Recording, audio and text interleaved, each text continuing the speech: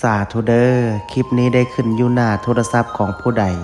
ขอให้พระภูมิเจ้าที่พระแม่ธรณีเจ้าทางจงเปิดประตูเงินแสนอยู่บ้านจงเปิดประตูเงินล้านอยู่เฮือนลูกหลานเฮ็ดหยังจงราบรื่นทุกประการจงอย่าข่มอย่าฆ่านึกคิดอันใดจงมาคว้าเอาอันใดจงไดพระอินทร์ขอให้มาทรงพระพรหมขอให้มารักษา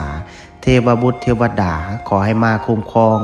ขอให้สุขกับมั่งขอให้หั่งกับมีขอให้เป็นเศรษฐีหน้าใหม่ขอให้รวยทันใจทุกประการดวงเปิดชีวิตเปิดงานเปิดค้าขายเปิดเงินแสนเงินล้านจงไหลเข้ามามือซ้ายจับเงินตื้อมือขวาจับเงินแสนว่าไปจงมีคนซอยสู้กูเข้ามาบ่มีวันร่มจมขอให้ฟูขึ้นน้ำเต็มพัง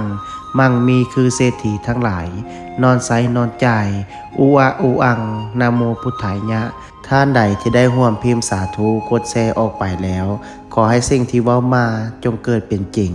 สาธุ